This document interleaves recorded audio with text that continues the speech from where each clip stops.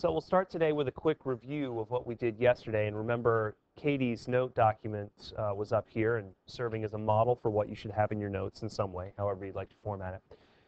We had gone through the reading selection and taken the 4 pieces of advice: reading the entire selection, reading notes, title, publication, author information, stopping to summarize every once in a while, and writing on what we read if we have any questions about anything. And of course, with Google Drive, that means making comments or underlining, highlighting, doing what you like.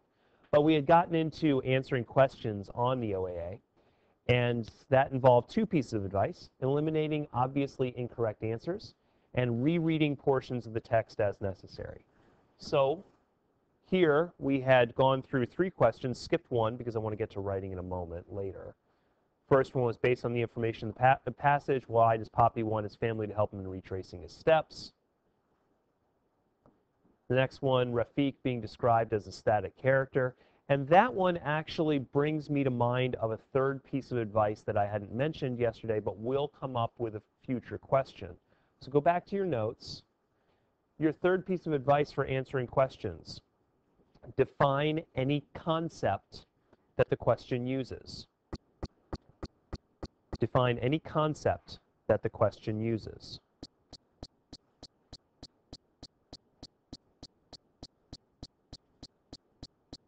We saw yesterday that all we needed to do to answer that question correctly was define static character properly. In fact, we didn't even have to read the story to answer that one correctly. They were just asking us if we knew what static character meant. And it meant a character that does not go under any change. Here, which statement explains Liana's reactions to her brother Rafiq? And folks were able to find 2 pieces of supporting evidence for that, doing an excellent job. And now we're on to a new question. This new question is a vocab question, so let's get back to the work. Liana felt exhilarated by the skyscrapers. Their glittering lines lifted her out of her worry. She wished she could ride every sleek elevator up and down, punching buttons, seeing who got on and off. Which phrase from the sentences above helps the reader determine the meaning of exhilarated? This is an interesting item because it shows what you've been asked to do with your vocab research assignments, which is write sentences that contain context clues that help people understand what the word means. They're telling you that this sentence does, and they're asking you which context clues help you understand what exhilarated means. Anybody know what exhilarated means? Brandon.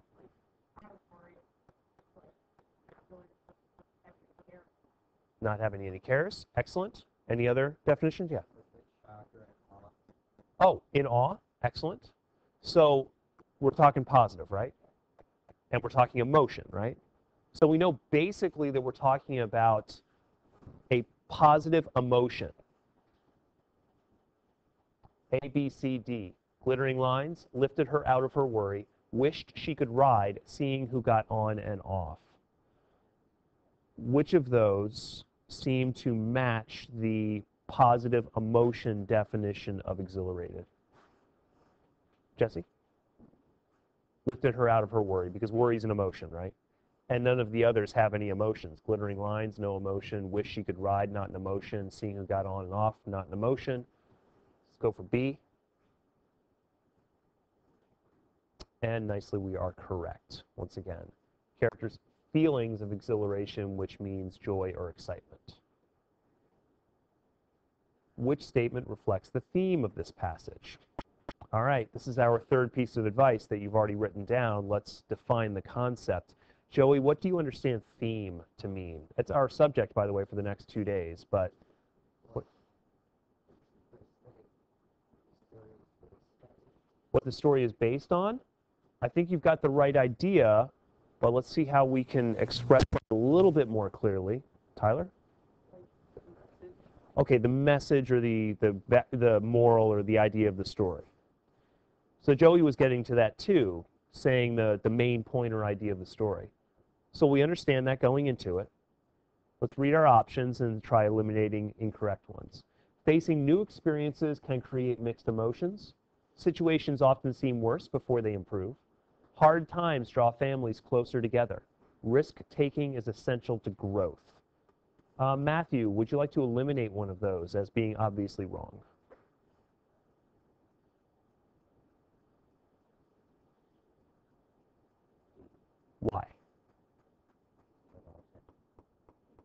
Oh, let's not talk about me. Let's talk about the story. Remember, we're asking about, I agree with you, by the way. So there's no risk taking in the story, right? And there's no real growth in the story either, right? Good. So look at what Matthew did, and what I'm just trying to, I'm trying to explain how Matthew's brain is working here. He sees a key term like risk taking. Says, I didn't see any risk taking in the story. He sees another key term like growth. He says, I didn't see any growth in the story. I see a lot of stuff going on, but not those. So we eliminate D. Somebody want to do the same work on any of the others? Let's eliminate another one. Ethan. C. Hard times draw families closer together. How are we eliminating that? The story didn't talk about the family being in hard times or anything. Correct. There are no hard times. They're waiting for a flight. Right. And yeah, they're moving to a new country. It doesn't seem that they're moving there for any sort of economic or political difficulty. So no hard times. Great. C's gone. Gabe. Why are we getting rid of B? Because the situation isn't really even improving. It's just getting worse as further as they go. Because they get in their home, not only and they keep going further and further, and then by the time they get to the airport, they're storming, and their destination is Palestine. Very good. So the narrator obviously is feeling anxious and fearful about going, and the storm sets in, and they're about to board. There's no improvement. Gabe has just done the same thing. Ethan said there are no hard times. Matthew said there's no risk taking and no growth. Now Gabe has said there's no improvement. Facing new experiences can create mixed emotions. Let's not just eliminate answers. Let's take a look at the answer we've chosen. Robin, can you tell me why A seems like it might be a good answer?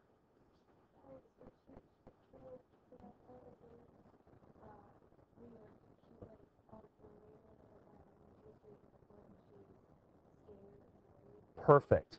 So Robin's just said exhilaration in New York and fear in the airport. Those are mixed emotions. Seems to match A. And we are correct. Nicely done.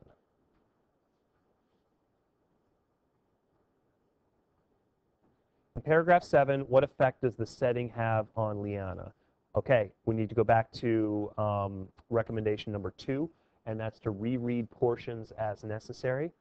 Let's find paragraph 7. So go to this document, find paragraph 7, please.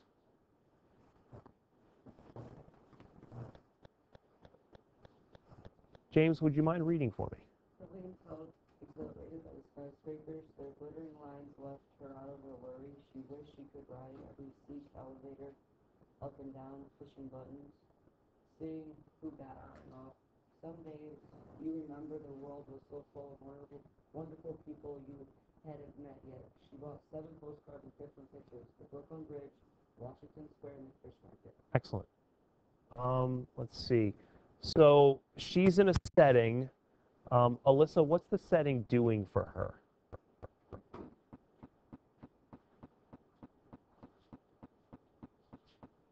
Or doing to her? How's the setting affecting her?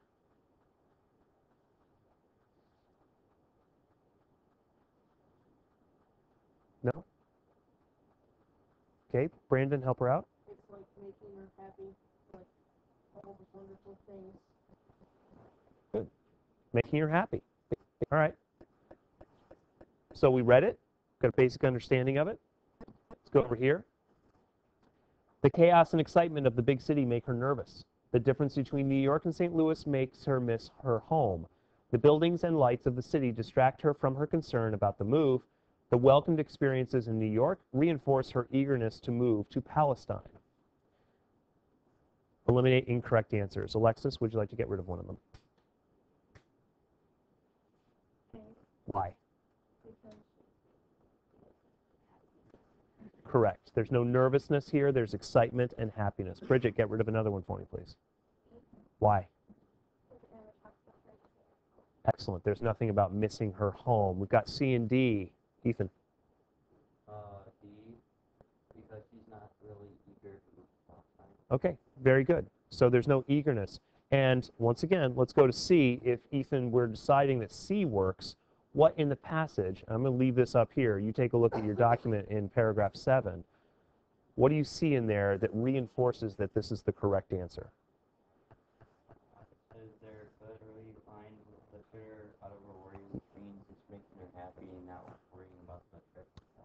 Thank you. Let's take a look. Oh, they didn't quote the lifted her out of her worry, but that's what I was thinking of. The lifted her out of her worry is definitely there. And good, Ethan. 8. Got the same sentence again, but we have another question. Liana felt exhilarated by the skyscrapers. Their glittering lines lifted her out of her worry. She wished she could ride every sleek elevator up and down, punching buttons, seeing who got on and off. What do the references to height in these lines symbolize? Alyssa, we've got another concept here, symbolize, symbolism. What do you understand that to mean?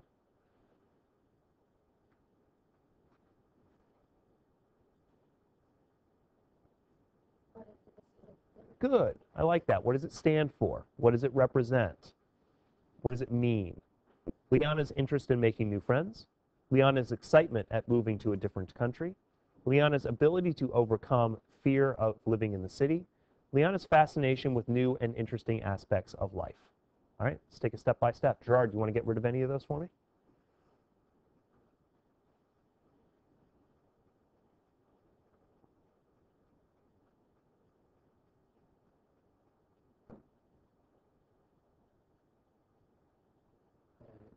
Why are we getting rid of A?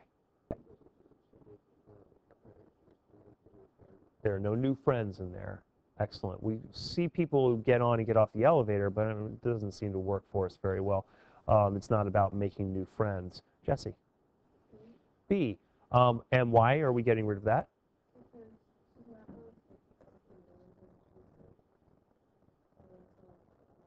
Oh, she's not thinking about moving to a different country? Okay, excellent. So we've gotten rid of A, we've gotten rid of B. What else are we getting rid of? Brandon? C. Get rid of that. Ability to overcome fear of living in the city. Why is that? Because there's like no fear, and she likes the city without a lights. Okay.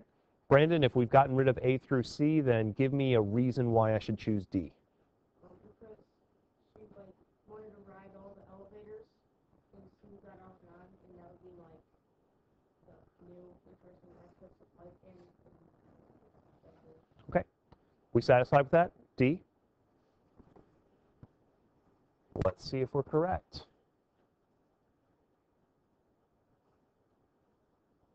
We are correct. Excellent. And basically the explanation is Brandon's explanation, so good job. She scribbled in her notebook, "One Indian lady in a purple sari crying," from paragraph 10. So you should probably think about going to paragraph 10, but let's hold off for a moment. Let's see the question.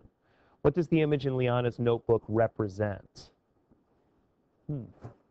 Her day in the city, a scene of life in her new country, her sadness upon leaving her home, the comfort she feels with others around her.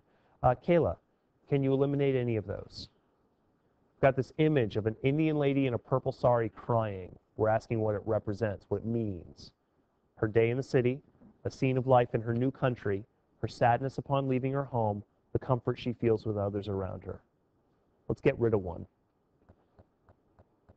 C, her sadness upon leaving her home, and why would you get rid of that one?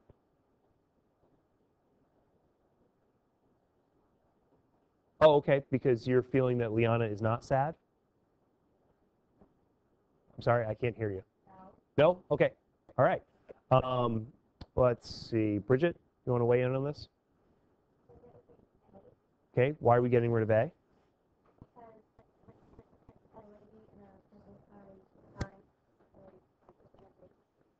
And what was her day in the city like?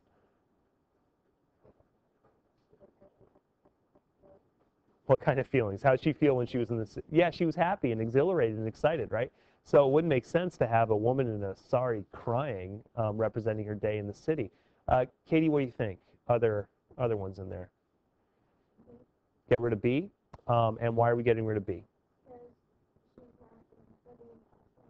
Good. So the Indian lady is not living in Palestine. She's not a representation of Palestine, so it doesn't seem to work. So are we going with D?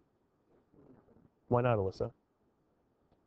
Because D is comfort she feels Mm-hmm. she's not really with anyone right now at the moment. Okay. By herself. And she's sad because it's such a big. So then which one should we not have eliminated, Alyssa? Why? Because she is sad because she's sitting in the phone. Okay, so we've got this idea of sadness, right? Alyssa, think really simply. How does this match this? So crying equals sad. So a picture of somebody crying equals sadness, and you can match the two that way. Whereas a picture of somebody crying does not easily match comfort, so we can't go there. So let's go to sadness.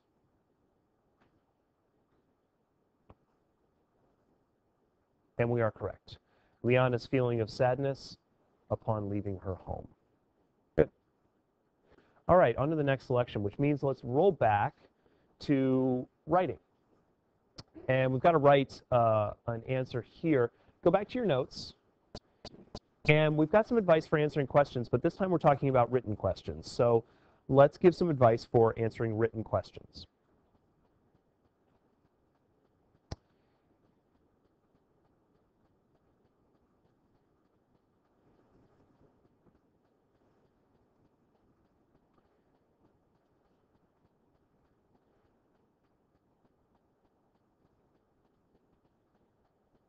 My first piece of advice, read the number of points. Read the number of points assigned to the item. Somebody tell me why. What will that help you determine, How Ethan? many sentences and how many details? Correct. Well, not necessarily how many details, but definitely how many sentences. So read the number of points assigned to the item to determine your number of sentences.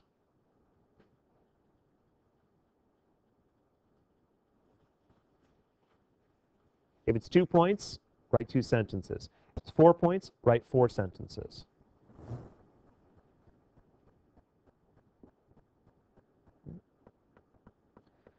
My next piece of advice, carefully read the prompt to determine what each point requires.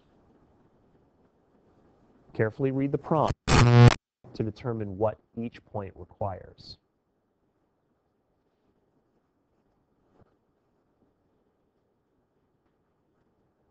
To determine what each point requires.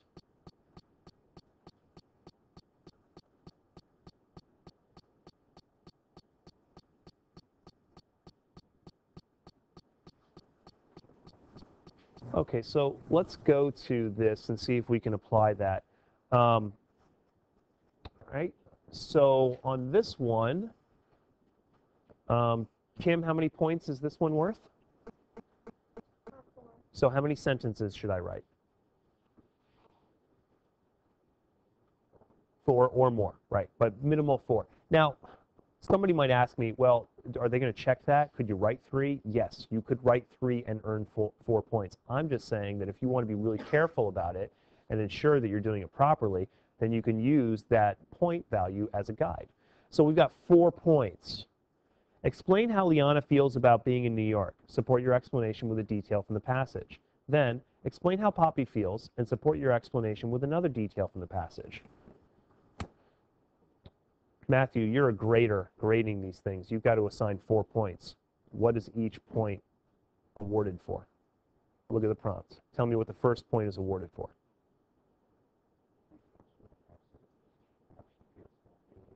Okay, first you have to explain how she feels about being in New York. So I, as a grader, expect to see a sentence that correctly explains how Liana feels about being in New York.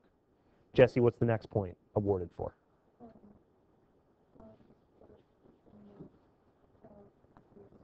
That's right, support from the passage that proves the first sentence. Excellent. Alexis, what's the third point given for?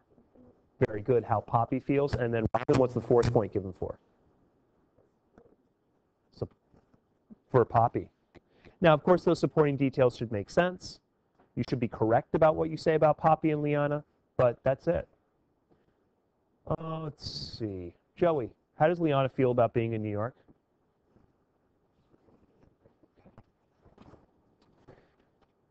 Liana enjoys her visit to New York. Tyler, give me a supporting detail that proves Joey's statement true. Exhilarated by all the skyscrapers. When you thought it was exhilarated by the skyscrapers.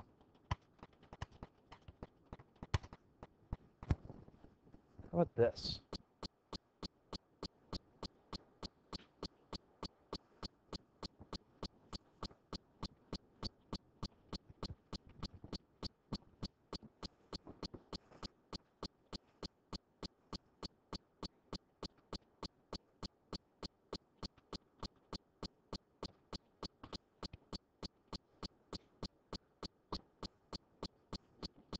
Another piece of advice. Feel free to use quotations and use them when you can.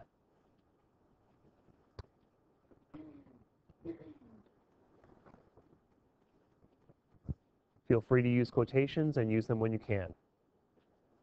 Katie, it's okay. Feel free to use quotations and use them when you can.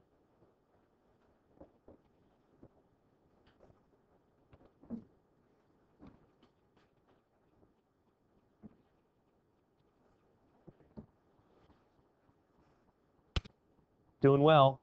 2 out of 2 points. Alexis, how does Poppy feel on being in New York City?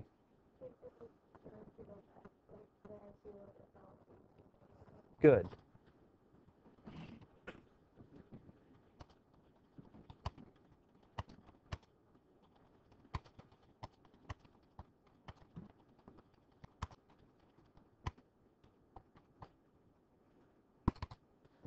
Okay. Amira, can you give me a supporting detail that proves Alexis's statement true? What in the story tells me or shows me Poppy feeling good about being in New York and experiencing his memories?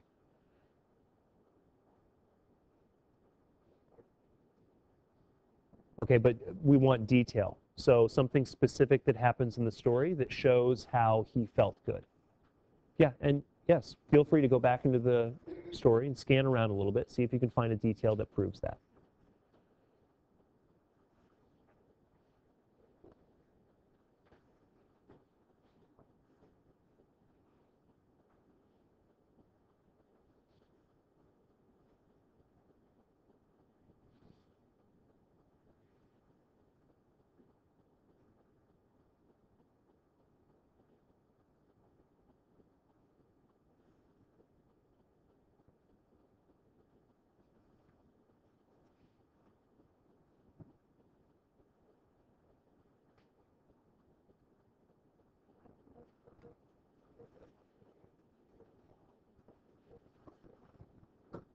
Good. So what's he remembering?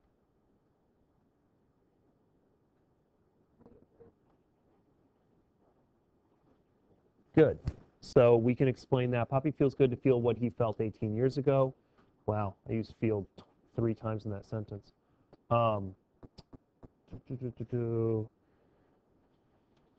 For example, he is excited when he shares his experiences at the Statue of Liberty with his family.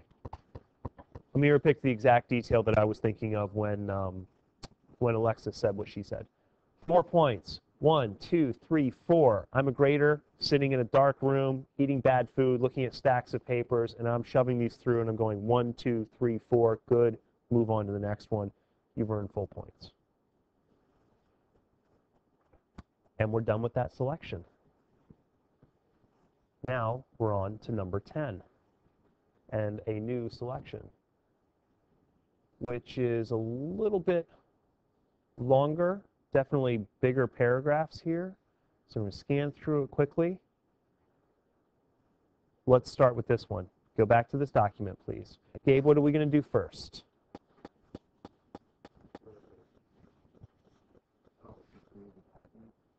Right, but what are we going to do before we read the entire document? Nope, remember that's not what we will do. Take a look at your advice. There's something else in there that we need to do initially. Matthew? And Matthew, do you see any of those notes, title, publication, author, anything, anywhere? Tell me where they are. Excellent, at the bottom. Let's take a look. From Smelly Dead Fish by Sarah Safransky, reprinted, blah, blah, blah, 2005. So it's pretty recent. It's called Smelly Dead Fish, written by a woman and published from Cricket Magazine. Any of you ever have a subscription to Cricket? No? My daughter did. Surprised. Okay. Got a picture. Not quite sure if they'll use the picture, but they might. Let's start. Who wants to start? Volunteers? Or should I call on people? James, go for it. First paragraph. Many cells bring back memories for me, but the smell of fish, oddly enough, conjures up some of the most pleasurable. You can find this nose sprinkling smell radiating from lakes and rivers. Partially after it rains, it is also notorious known to flow from fish houses. I have always encountered it when my family visits Fox Lake Resorts in Minnesota, our annual vacation spot. Read the second paragraph too, please. The car trip is grueling, 12 hours long, full of plenty argument and stinky salami sandwiches. We travel in the heat of summer and roll along endless stretches of mid-western highway lined with fields of corn and beans. Each year we stop at the same rest areas, sleep in the same motel, try the same route, and of course stay at the same resort. Excellent. Thank you, James. Time for summary. Please, right below paragraph 2, type a quick summary of what's going on so far in the selection.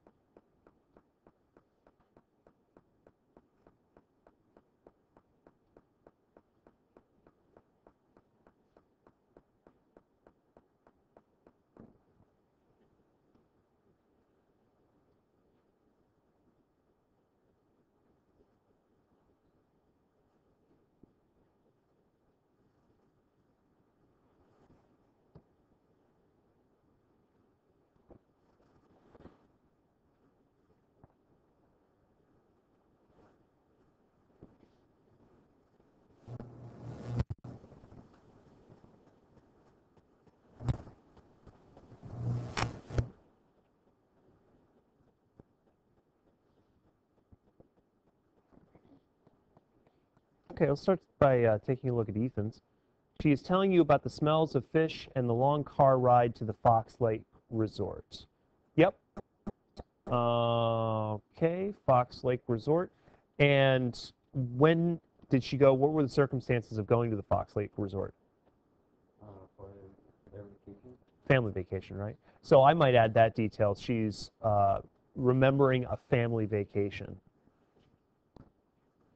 Visiting Fox Lake Resort brings back pleasurable memories. It takes 12 hours to get there, and we stop at the same areas for rest. Once again, Gerard, I think you're doing an excellent job also. Fox Lake Resort, pleasurable memories.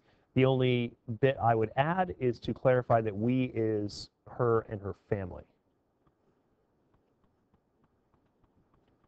But doing well so far.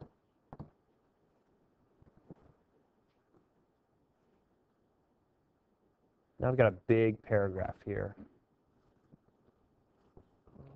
Bridget, could you please read paragraph 3 for me? The resort, located at a considerable location, has become our second home for the owners, our extended family members. The rustic log cabins are no longer as grand as they used to be. The once bright red exteriors put the heating, crackle and chips from the bitter cold winters and the radiating heat of summer. The wooden floors, now dingy from years of use,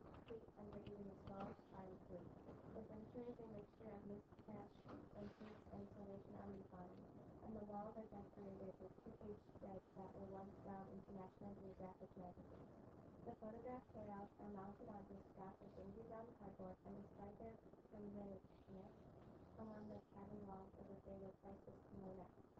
The bedrooms contain only what is necessary, a bed and a dresser. If you are lucky, there may even be a pair of curtains to blanket your window, but this is usually not the case. The mattresses are thin and lumpy, however, the itchy wool blankets keep you warm at night in a temperature zone. The rusty faucets in the kitchen struggle to push out the hard water that is locked inside them, and the smell of fish radiates from unstopped, but is whisked away by a crisp, gentle breeze that cool off the lake and feels anything in your life. Very good. Tyler, what's the purpose of this big paragraph? So that the lake house is like old. Well, it's to describe the lake house, right? Just one big paragraph of imagery. Summary underneath this, please. Summarize the imagery of the lake house. You might also consider what we've done before, which is a connection between imagery and mood, and think about how she feels. Whenever you've got imagery, remember that an emotion is usually developed as well.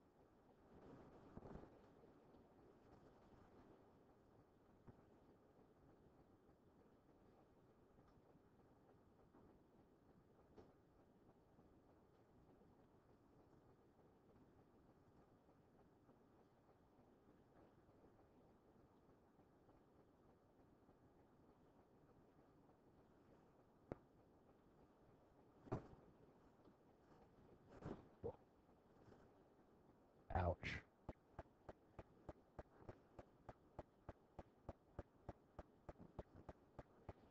I know. Looks a little different on the screen, doesn't it? Painful. It's a good lesson to learn, by the way, when you're giving presentations that fonts and color contrasts often look different on a big screen than they do on your computer. I've seen many a student presentation where they pull something up and they're like, oh my gosh, that's painful, but it never looks that bad. Okay, the imagery from the lake house makes it sound very old and beat up. The paint is chipping, the faucets are rusting, and the bedrooms only have a bed and dresser. There are many reasons to describe how old the lake house is. Good. How does she feel about the lake house, Katie? Does she like it? Give me some evidence that she likes it. I agree with you, and I think there are several hints dropped throughout the paragraph that she likes it. Some kind of image that makes you feel good.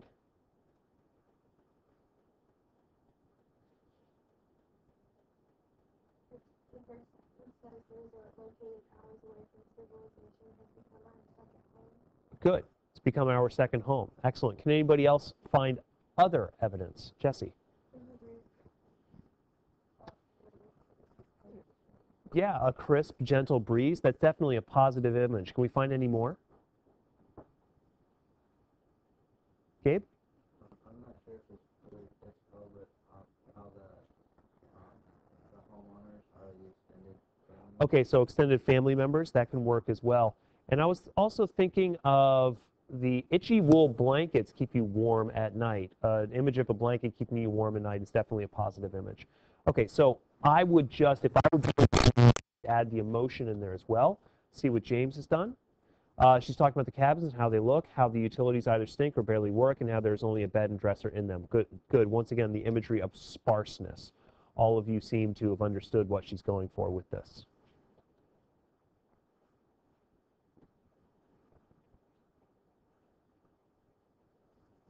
Another big one. Robin, how about paragraph 4 for us, please?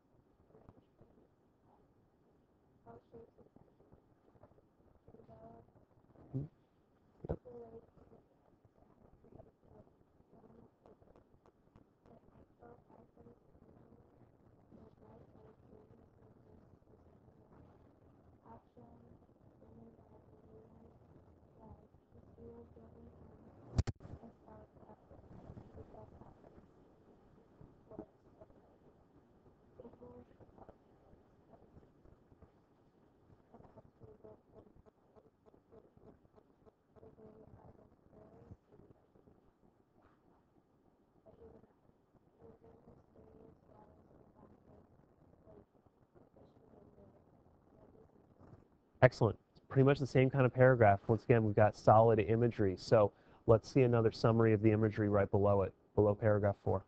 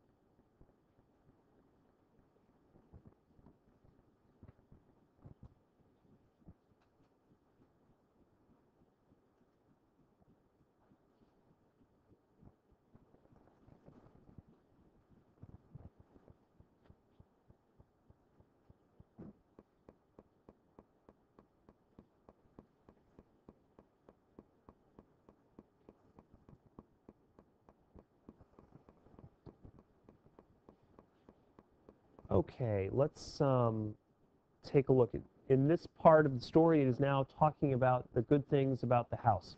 Whose did I pull up? Okay, so Joe, we've got the good things about the house. All right, we are talking good. Not sure we're talking about the house, though.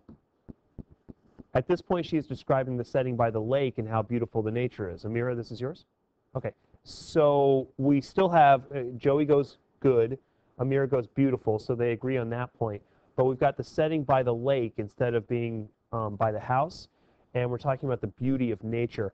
Amira, what is really beautiful or vibrant about the nature in that setting? And what does she keep talking about? What does she keep describing?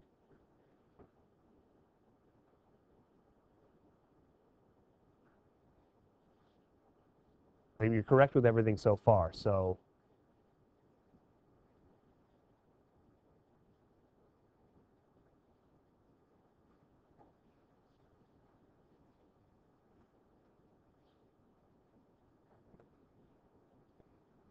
I was thinking specifically about all the animals. There seemed to be a wealth of animal life there around that lake setting. Bald eagles even, frogs and lily pads, all of that. So Joey, I would specify this a little bit.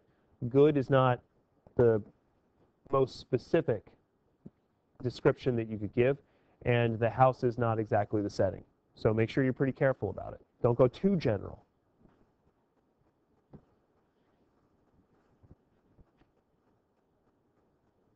5, Gabe. Please read 5. I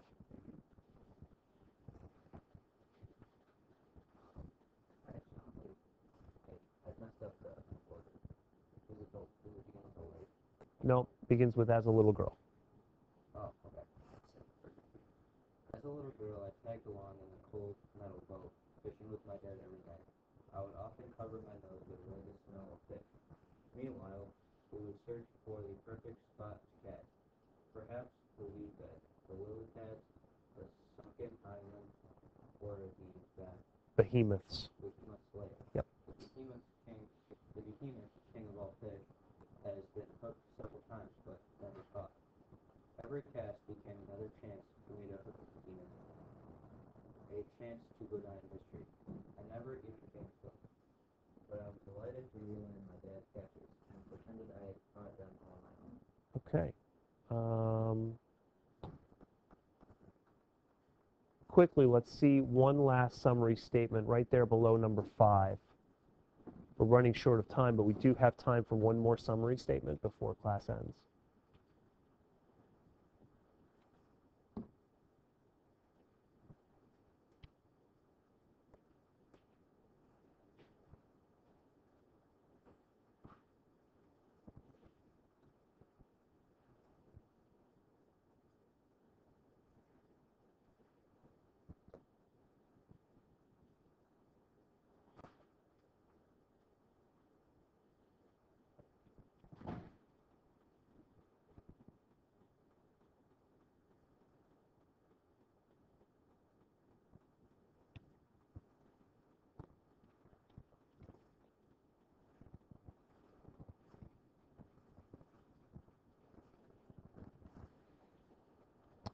Ethan, I think you'll have to add about how she focuses on the behemoth.